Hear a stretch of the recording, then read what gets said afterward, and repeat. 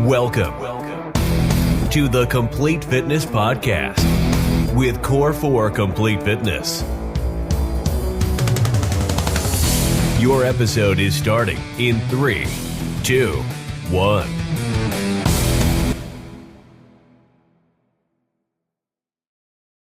Greetings, peoples. Hello. Happy Wednesday to you all. My man is back. I'm here. No more jury duty. Just had to throw somebody in the clink, but now I'm back. When did it end? Did you end on Thursday or Monday? No, ended yesterday. It sucks, doesn't it? Long. It's interesting, but yeah, it's It long. fully depends on the case.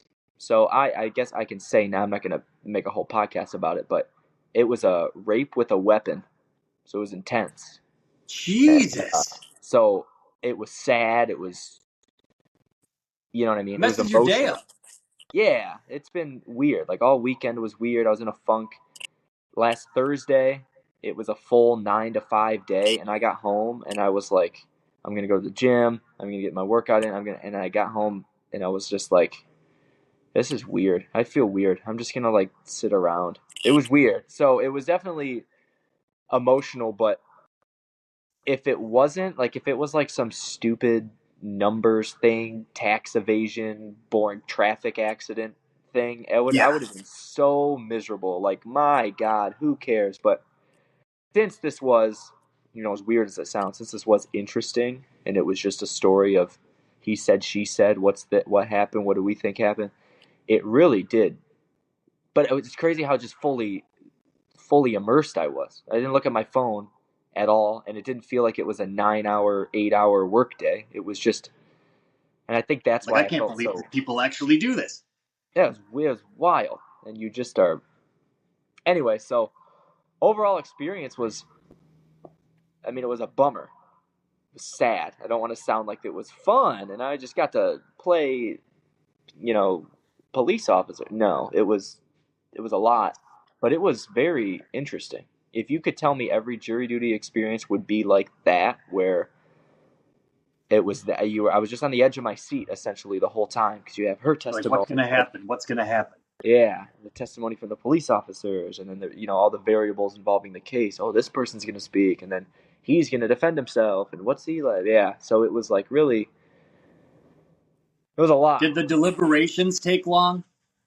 We started deliberating Thursday at around noon, and we got done yesterday at 2. So yeah, it took a few days. We were gone. We weren't there all weekend. We came home, but yeah, it started. We were pretty split. Like 7 of us thought guilty right away. 2 of us were undecided. 3 of us thought innocent, and then as we talk and you think of all the stuff and all of the rules that apply, and there's different rules to the law that I didn't know. It's not like you need concrete 100% video evidence of something. You need to be able to prove something beyond a reasonable doubt. That's it. Yeah. If it's beyond reasonable doubt that this happened, the verdict is guilty. So it's like there was a lot that I learned. I learned about how the whole process worked, and admittedly, I didn't know anything about how law worked. Like, there's a jury of your peers, whatever, but attorneys pick the different jurors. Than the movies. Yeah, but like attorneys pick the jurors. Which was wild. So like the prosecutor would ask us, hey, are you okay with XYZ? And then they would basically interview us, and we'd be like, yes. And then the defense attorney would say, how do you feel about XYZ? And then we would answer, and then the judge would say, okay, do any of you attorneys want any of these jurors to leave? And they would both be like, yeah, we want juror 10 to get out of here. Yeah, we want juror 3 to get out of here. And the judge would be like, okay, you guys are excused. And then they'd bring in 2 new, and then they would interview those 2 people. So I didn't know that attorneys were actually picking who their jury was. I figured it was all just the judge, goes, this person will be unbiased. But the attorneys there actually get some say. So it was very fascinating, very weird at times. And then I was the foreman, which meant I had to go up there and read the verdict. Oh, really? Yeah. So you elect a foreman after there's 14 of us, and then there's 2 are named alternates, and they just leave. They don't get to hear the end. Literally sent a man to jail. Yeah, from my words to jail. But it was the right choice. Beyond reasonable doubt, without question. So I don't feel any remorse. But that was hard. Like I go up there and I read, and then the guy, mind you, this all happened a year ago, and he's there with he's been in jail this whole time, and he's there. His new girlfriend is behind him, watching this whole thing happen, like in the stands, I guess you would call it. Oh my God. So it's like, that doesn't look good for you either, dude. What are you talking? If it was it's a long story, and when you knew the details of the story, that him having a girlfriend there, that he's just been dating through jail, you just go, oh, okay, I get it. I get who this guy is. But anyway, I read the thing, and she just bursts out in tears, and he drops his head down. It was like, where am I? What is this? How did this happen? But yeah, I had a happy week last week. It's apparently what we do as civilians. I got a nice certificate that says I fulfilled my civic duty, and the judge signed it, shook my hand, and was like, blah, blah, blah, blah, blah. You should be proud. I was like, you think jury duty, you think, huge obligation, but it ended up being pretty good experience. And now I understand it and know what it is, but I won't be so lucky next time. Like, if it happens again, I know it's going to be like, I'll get sat on some trial about getting rear-ended or something like super boring. But that was mine. 5 days of a really? fender bender in a Myers parking lot. Awful. Terrible. That you just be terrible. Well, yeah. On that note, welcome to the Complete Fitness Podcast, That's where we talk about all things health and fitness, and some crime stories. I do think, like always, guys, if you could do us a favor, and before we get rambling too much today, if you could please subscribe to the podcast, like the podcast.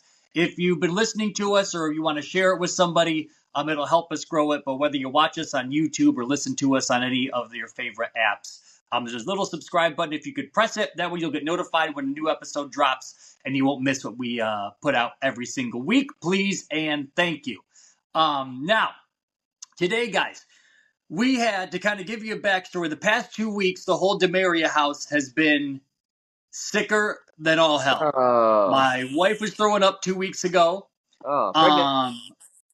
No, dear God, no.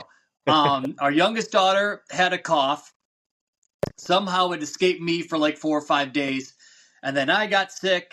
And then we've had dance every single weekend. So we just get better. And then we go to these dance things. Everybody gets sick again. We get better. Go to a dance thing. Everybody gets sick again. They pack all these damn kids, 100 of them, in a gymnasium. So it just takes one kid to infect everybody. But we're good this week. And what I want to talk to you guys about is I was on the straight and narrow. And when I felt myself getting sick last Monday, I was like, don't push it, because I don't want this to, go boom and then turn into me being super sick. So I took a week off, let my body recuperate, still ate good, still went for some walks, still hydrated like crazy, but I didn't want to really push my body inside the gym, just so if I did have a bug and I felt kind of just zonked out, I could let it just run its course, do its thing, and be able to fight it. And for a lot of us, when this happens, we tend to beat ourselves up, get down on ourselves, and we were like, oh my gosh, I had this big lofty goal. I was so close to losing 20 pounds, or I'm down 8 or 10, and then I got sick for a week or two, and I gained 2 or 3, and all the hard work that I did is go in the opposite direction, and you beat yourself up, and you have to understand, no matter what, when you're getting in shape, when you're trying to get healthy, when you're taking care of your body, whether you want to lose 10 pounds, 50 pounds, 100 pounds, everybody thinks that when they start, it is a straight shot down. And there are no hiccups. There's not a rolled ankle. There's no sick days. There's not a vacation week. There's not a wedding coming up. And they think I have to be perfect all the way around. And it's unrealistic to think like that. And all it's going to do is stress you out like crazy, because every time something unexpected comes up, you're going to beat yourself up about it. There's a quote that I like that they say, if it's not going to matter in 5 years, don't spend more than 5 minutes dwelling on it. be stuck in the moment for 5 minutes. If you're grouchy, if you're grumpy, or whatever it is, let yourself feel that for 5 minutes, but eventually you have to carry on.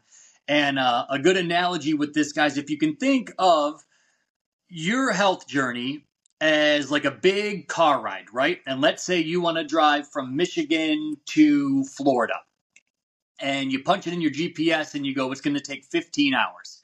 And you're like, cool, we'll leave at, 12 o'clock and we'll be there by 3 in the afternoon. Never works out like that, right? You're going to have times where you hit traffic and things start to slow down.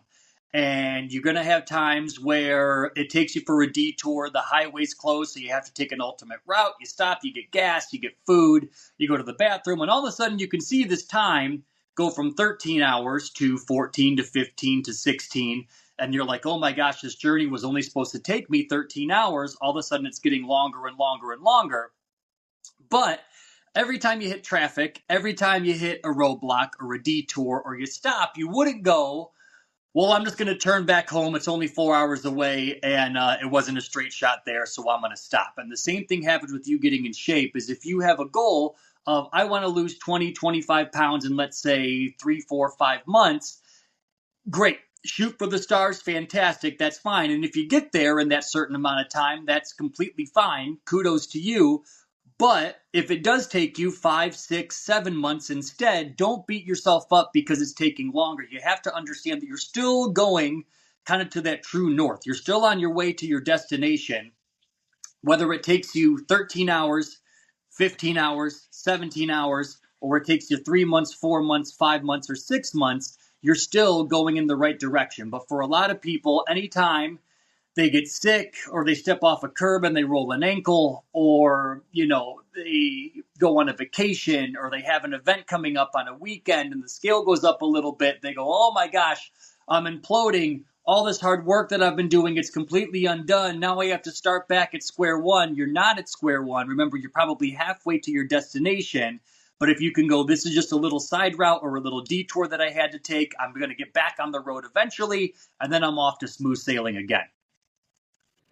Yeah, as long as you don't stop in putting in the stuff, the practice that you understand and know and have learned and whatever, you're gonna get there.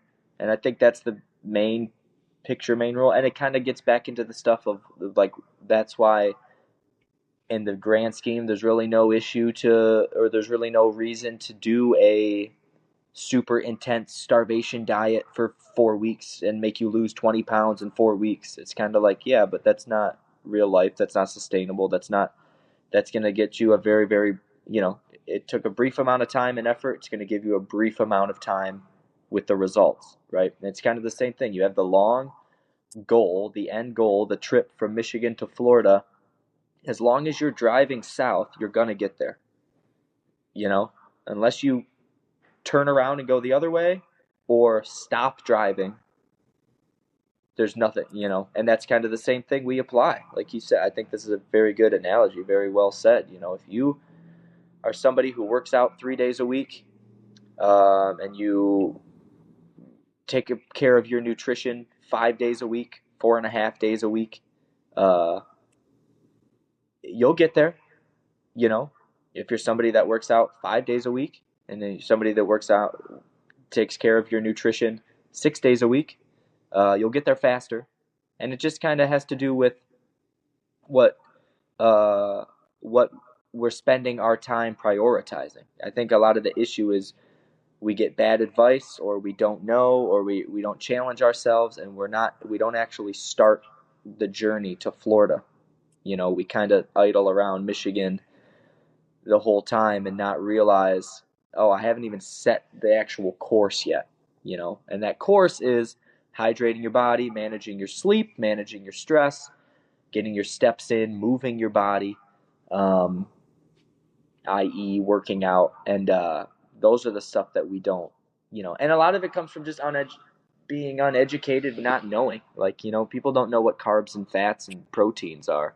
It's weird to us. It's so second nature now because we've been doing it for so long. But when I was 20, you would have told me that, hey, what food group is pasta noodles? I might not have known carb. I don't know. Maybe I did, but I don't know.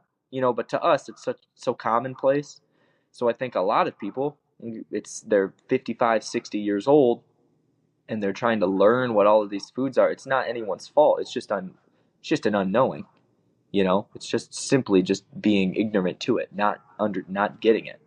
Um, and so once you get that knowledge, that power to start your journey, to start your trek to Florida, that's on you to just keep going. And you can, what I always say all the time when I can tell people are kind of struggling with consistency in the gym, is I always remind everybody it's okay to slow down. It's just not okay to stop. The second you stop, bad things happen. You're going to gain weight that you've worked so hard in the very, very superficial world. But more importantly, your joints are going to start to hurt. You're going to have to, your back, your body's not going to be able to keep on keeping on. If you're a marathon runner actively and then you just stop for 2 years, when you want to pick it up again, you don't just get to run a marathon again. You got to restart that 1 mile to 2 miles to build up that capacity.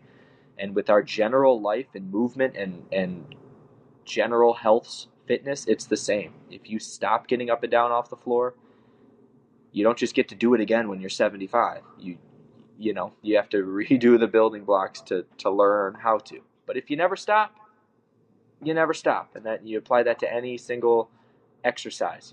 You're always going to Florida. You're always moving forward. If you slow down and you go on the vacation, you take a month off, you're sick, you have jury duty, you have whatever,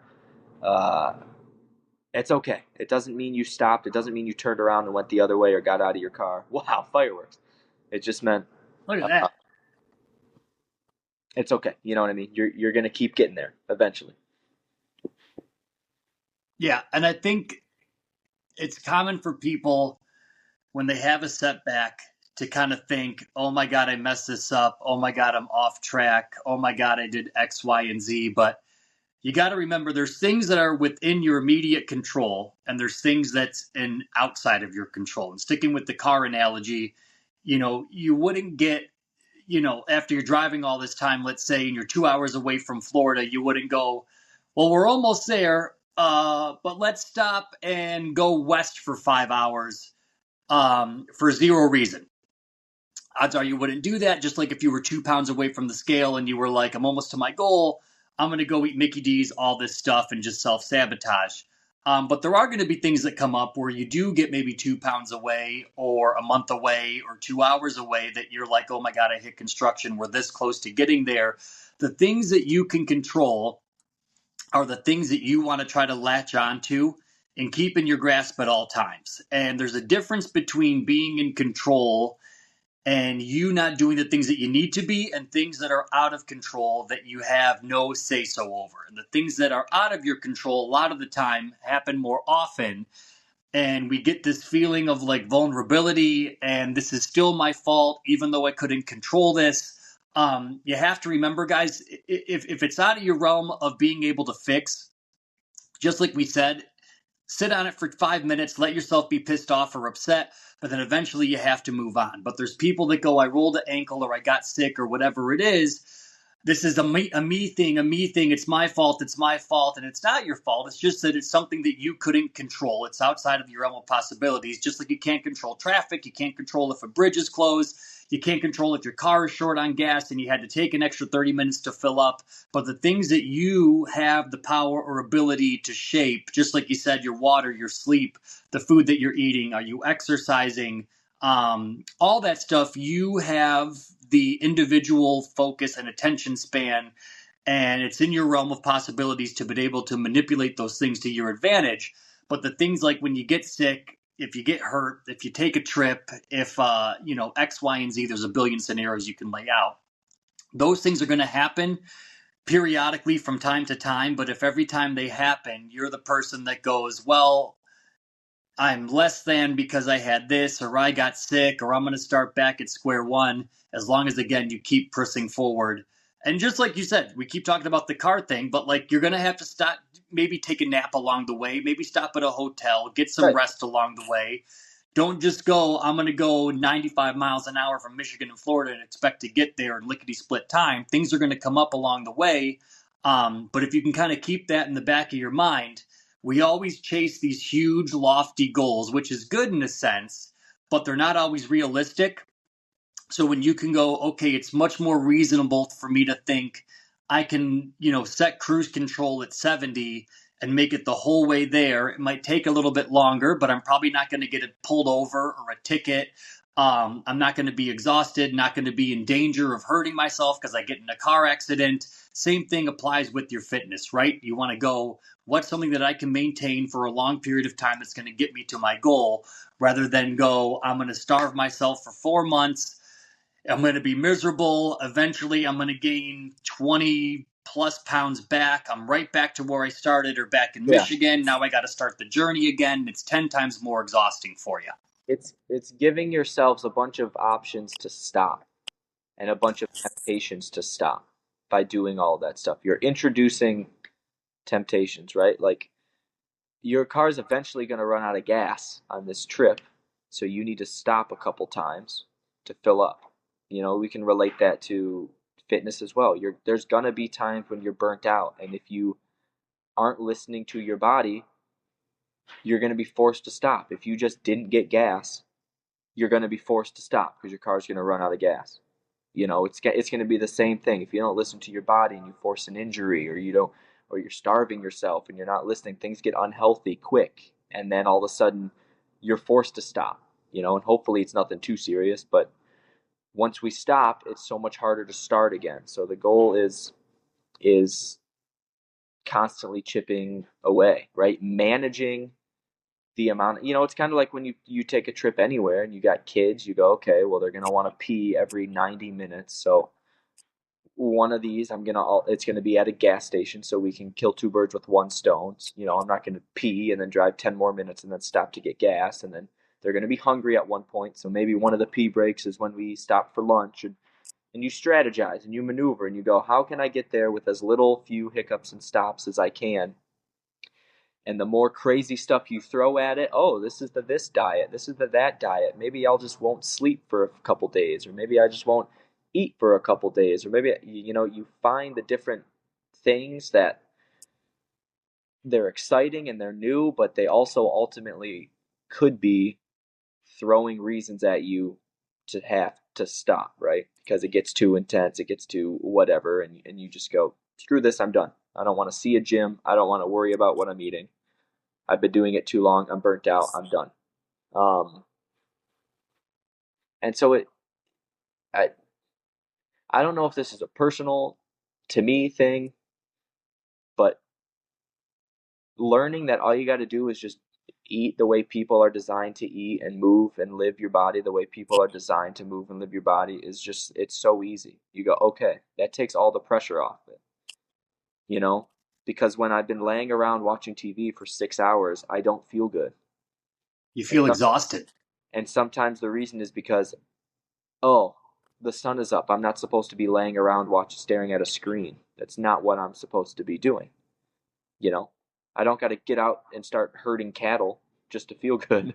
But I promise if I was herding cattle for 6 hours, I would feel better than just laying around watching TV. As ironic and crazy as that sounds.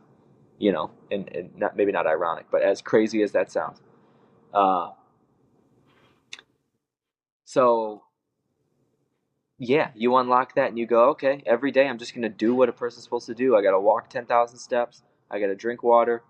I got to not have a bunch of fake processed foods. And I got to make sure I'm eating a good amount of protein. You're on the path. And that's very manageable. And it's going to waver. Some days more protein than others. Some days a cookie slips in. Some days you don't work out. Some days you only get 5,000 steps, and then you get sick, and so you get a week of that. And then you go on vacation, you get 2 weeks of that. But you always know you're going to idle. You're going to get back to all right, what am I doing? Am I doing something to serve myself, feel good? Yes? Okay, I'm going to get where I want to go. And there's comfort in that. It's always hard when you have no idea what to do, and you're fully lost, and you go, I don't even know how to start counting calories. What's a calorie? I don't even know what this is. Are Pop-Tarts good for you? And you fully have zero knowledge of it. It starts with just the unbreaking of like, okay, what are real foods and whole ingredient foods? Simple. And then you go, okay, it's simple. Not easy, but simple. And then once it's simple, it can become easy. In my experience. Yeah. And I think with a lot of people too, like,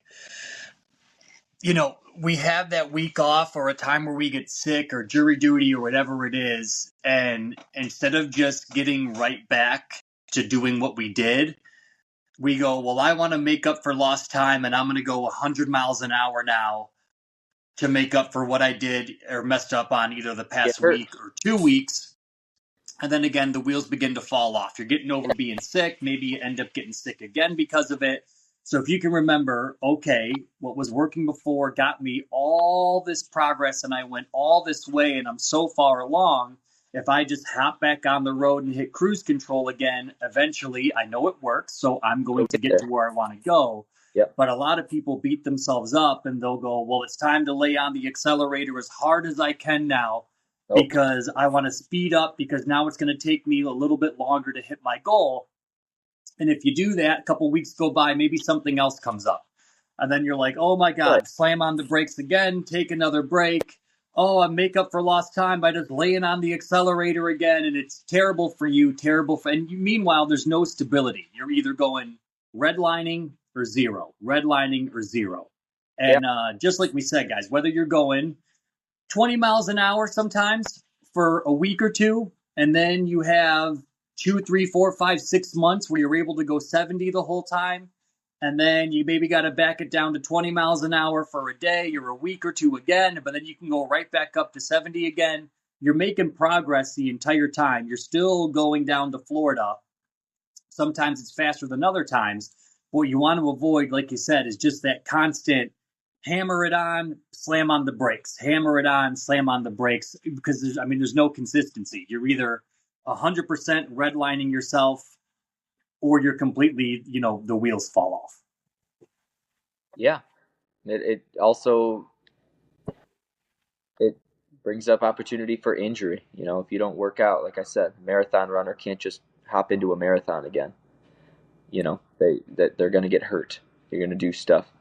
Every time I start running again in the spring, my shins hurt, my ankles hurt, my calves hurt. It's like a 2-week assimilation. I get back into the swing of things. So, yeah, if the yo-yo and the start and stop happens, it's asking for injuries and bad things. It's operating at that cruise control. Give me 55 cruise control, right to the sunset, baby. I don't want to get in stop and go traffic. Yes, I get the benefits of when I get to go 100 miles per hour, but then I also get in dead stop, bumper to bumper. So I would rather just keep 55, feel good about it, feel manageable about it. Don't let the workouts weigh on my day to day, because maybe I don't do them every single day. Don't let my nutrition weigh on me day to day, because it becomes very routine and normal, and I'm focused on how good I feel. And I allow myself to be a little flexible. Yeah, finding your 55, finding your coast. It's kind of That was my thing last week. Monday, I felt like great. Like Sunday, slept in, got a bunch of sleep. And then Monday, like you take a week off and you feel great and you're like, okay, I'm ready to hit it hard on Monday. Went way too crazy on Monday in the gym, super sore on Tuesday. So last week, same thing. I only did 3 workouts. I'm like, acclimate back into this. Don't try to kill yourself the first week back. Yeah. And then you end up getting sick again. So I worked out Monday, Wednesday, Friday. And then this is my first real 5 days a week back in my normal routine. But it's much easier just to acclimate your body into it, kind of like you're walking into a pool, than just go, we're jumping in. It might be freezing. It might be warm. I don't know. We're going to see how this goes. But if you can kind of take those baby steps in, let everything acclimate, it's not as foreign. It's not as scary. And that way you guys can reach your final destination. That's it, baby. Now, what else? I know I teased it last week with you guys, but the big surprise in the supplement line is launching in early April. It'll be a game changer for you. It's delicious. If you don't like cooking, it's going to be up your alley. If your kids are always eating crap around the house, it's going to be up your alley. So once it's ready and available, we will tell you guys to go grab it. But if you need anything between now and then, if you go to core4supplements.com, whey protein, greens, deep sleep gummies, BCAA's pre-workout, our new fat-burning supplement called Torch is awesome. I took it before my workout on Monday, which is probably why I was so sore afterwards because I went too crazy. But it works great. You just take 20 to 30 minutes before your workout, and you're like honed in. It's not like a pre-workout where you get the tingles and your heart rate shoots up. You're just like dialed into the zone. So if you need help either for your workouts or you hit that afternoon slump, highly, highly, highly recommend it. It's called Torch. It's on our website, and it'll wake you up and get you going real nice. Best thing all, if you're a podcast listener or watcher, if you type in the code word podcast when you check out, you'll save 10% off your entire order. And if you spend over $100, you get free shipping on everything. One more time, core4supplements.com. But that is all, people. You got a whole lot of knowledge today. The legal system. I would think so. Health and fitness. We do it all here, baby. I think using the word rape in the first 30 seconds of a video is not good for the. Everybody just locked on. It might be good. Holy shit! What are they talking about? Or it might not be good. We'll see. We'll check what the algorithm has to say. We'll see. Send it out into the world and see what it does. But that is all, people. Have a great rest of your day. Have a great week, and we'll see y'all next week. Peace. Bye-bye.